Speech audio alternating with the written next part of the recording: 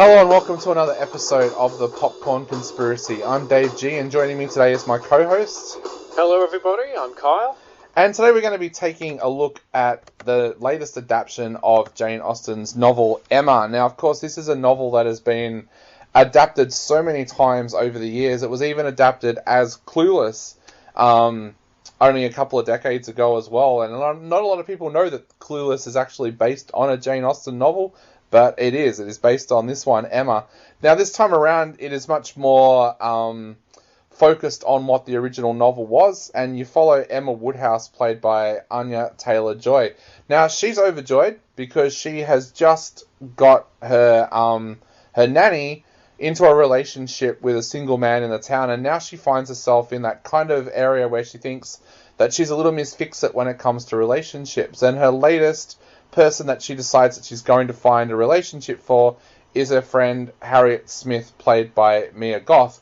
At the same time, Emma is looking after her kind of hypochondriac father, Mr. Woodhouse, played by Bill Nye, while she is good friends with George Knightley, played by Johnny Flynn, who's a kind of strange kind of guy. He's been left his family fortune very, very early in life, and he comes over and reads with the Woodhouses every night, and him and Emma have this very strong friendship, but a very platonic friendship, and he's always warning her about the things that she's doing, especially when it comes to Harriet. At the same time, we also have more men arrive on the scene as well. There's Mr. Elton, played by Josh O'Connor, Frank Churchill, played by Callum Turner, and while Emma is trying to fix up relationships for all of them, some of the men actually end up starting to like Emma, which is something that completely surprises her, especially when she finds that she starts having feelings back for Frank Churchill. So that's my little wrap-up of Emma. Mate, I gotta ask, what did you think of this movie? Because this is not normally the kind of film that you and I would go along to see on our own, but we went along to see it because it was a media screening. that's. I really had no idea what I would think of it because, yeah, as you said, I'm not really a fan of Jane Austen's books or really Victorian era setting movies, unless they're a Victorian horror, of course. Yeah, of course. I didn't really know how to take it, but I was really surprised at how much I enjoyed it. The movie really, I think, had a real kind of Wes Anderson feel to it, kind of a lightish Wes Anderson feel, not fully wacky and all that. But I really liked how the movie how it was made really to work for a modern audience, but not in a too much of a contemporary way. Like they didn't go not contemporary as far as the movie Clueless goes, but it's still set in the time that the book is set, but they still made it work in a way that felt very natural and authentic to the story, while still not being. I know that some of the other critics that we went to see it with were quite bored by it, but I didn't find myself becoming bored at all. Like I found it funny and charming and cute, and I think there's a tendency when adapting stories set like 100 years ago or written hundreds of years ago to have this real cynical approach because of how antiquated they seem, or how in some ways that characters talk or behave feels dated. I mean, of course they do. The story is set or it was written 100 years ago. Of course they do. I know H.P. Lovecraft has a lot of criticism because of his antiquated views on race and things like that. People still like to adapt these stories. They still like to live off of these stories. But then when they do that, it feels like you're making a story that is. You're making a movie or a TV show or whatever that's based on something that was written, that's say like this, set in England around the 1800s, not today with Twitter and the modern media and everything else. And Jane Austen's books have been so very popular for so very long that I think it's kind of insulting to her legacy and to her fans, the people that still really love these books and love these stories, that these filmmakers, or whether it be the BBC or whoever, feel like they need to modernize them. Yeah. And yeah, I didn't get this feeling at all from while watching this movie. I mean, perhaps the story has been changed a bit from the book, because, like I said, I've never read them. but it wasn't as blatantly current year and in your face about that as I've come to expect from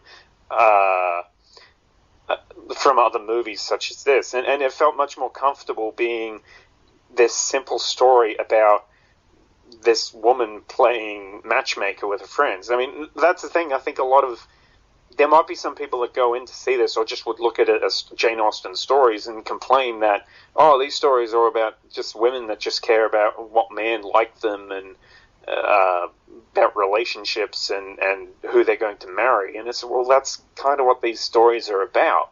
That's what people have loved these stories for so long. And when you mess with that, you're not showing proper respect for the source. Yeah. And, but I, like I said, I felt that this movie showed respect for the source while at the same time being quirky and cute enough that it really resonated with me, like watching it today. What did you think of it, dude? Yeah, I found it really interesting because I had a big discussion with this film the other day with a few other critics, and I actually liked this movie for the reasons they didn't like it, if that makes sense. I really liked the fact that this movie kind of mixed drama with comedy.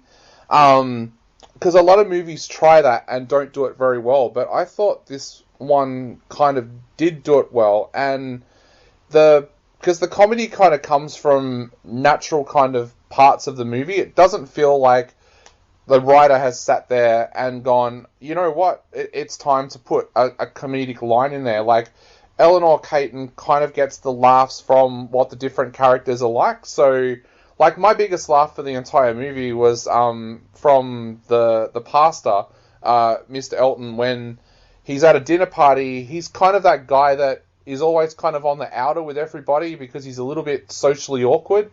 And he decides to make conversation by saying, oh, I think it's going to snow tonight, everybody. Like, just as a way to make conversation.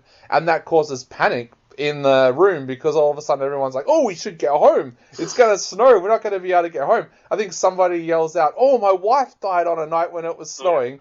But it's moments like that because it feels like that wasn't forced. That is something that Mr. Elton would say without thinking of the consequences of the people around him. Likewise, a lot of the humour coming from Bill Nye's character, Mr. Woodhouse. He's a hypochondriac. He notices everything. Oh, there's a draft in this room. I'm freezing. And no one else is noticing it. That gets a laugh from the audience because it's something that we've come to expect from his character. He's always out to try and find a way that he's going to get sick or something like that. And that works. And I think that's where Eleanor Caton's script works so well because she mixes drama and comedy in really, really well. And at the same time, she knows not to put it into scenes where it is deeply dramatic. And there are some dramatic moments in this film where, men tell Emma how they feel about her and she doesn't feel the same way back. There's some really harsh kind of moments in here. And one of the elements of the novel that Jane Austen tried to make was that Churchill kind of has this, I don't know the right way to put it, he kind of has this enigma about him where people expect him to be a great guy, but when you actually look at, and in the same with this movie, you look at every scene he's in, he's actually a bit of an asshole. And that rubs off on the people that's around him, and the only person that sees that is George Knightley. Everybody else just gets wrapped up in this enigma of, oh, Mr. Churchill's paying attention to me. And there's a really powerful scene in this movie where everybody realizes that Emma has become like Churchill because of something that she says to somebody. And the director and the screenwriter are smart enough to know that is not a moment for comedy. That is a moment that is a life-changing moment for Emma and for everybody around her. You do not put comedy into that scene. So I liked the film because they were able to find that right mix of comedy and drama, but unfortunately that seems to be the reason why a lot of critics are hating the film. Yeah, that doesn't really make sense to me to dislike it for that, because as you say, it really does work really well. I mean, there's great performances here by like Miranda Hart, and and Gemma Whelan, and just background characters that really, some of them are known more for comedy, but yeah, they really, the way that the characters behave in the movie really does, it fits into the story in the way that they actually, the point that it's trying to get through. It's not just a wacky scene for the sake of being wacky or some zany comedy bit. Yeah, I did like that the way that the characters were portrayed. That some of them were good and some of them are bad. But like even the bad characters really were just at worst selfish or rude, and they weren't really vindictive. It's like the most vile thing in the movie is that like people that don't really have thoughts of other people and the way that they how their actions will affect other people, and that's the thing that Emma herself is at risk of becoming, because the movie as it starts says there's a line of text. I'm guessing it's maybe the opening line from the book about that Emma. She's always had a life of basically privilege, and she's never really faced any harshness, and so the movie establishes that she's this well-meaning, she's a good person, but she is kind of, she's not evil, she's not vindictive or anything, but she is kind of vain in a way. And I think one character, George Knightley points this out to her, says like she is vain, but not in a way that you would expect. And it's that she does kind of look at some other people, not really fully thinking about how those people feel. She just really cares about, she kind of more just cares about herself. And even that, you can understand, because like the movie, it begins with her basically losing her nanny or hen, and her talking to her, she says that like basically she's lost her, she's losing basically a sister and her mother. She doesn't have a mother. Her father's widow. So basically she's losing this person who is all these things to her. And so later on in the movie, where when she befriends McGrath's character Harriet Smith, she's kind of controlling of her life. And you can see like she doesn't want to lose another friend. Yeah. And even like that's the negative thing, but you can see where she's coming from. And as you say, the way that the comedy of the characters really fits with the story. Bill Nye's character as her father, his behavior is shown. It's not shown as being overly selfish, but he does want to hold on to his daughters because he loves them so much and he misses his wife, and he almost like she can't imagine leaving him.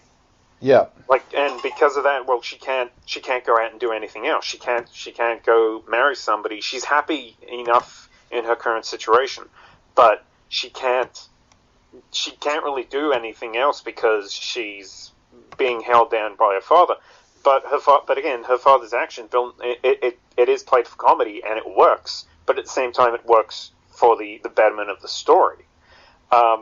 This behavior, again, with comedy, it's reflected in Emma's sister when she comes to visit with her husband, and how overprotective she is towards her own children, and how much this has weighed on her husband, and how worn down her husband is by this behavior. Those are some really funny scenes between those two. Just the very simple things, like just the looks on his face, like when she's really, like, I think Emma is holding her nephew like a baby, and the baby, I think the baby takes shit, and her sister's like, oh no, we gotta call the doctor, and her husband's like, no, you don't need to, and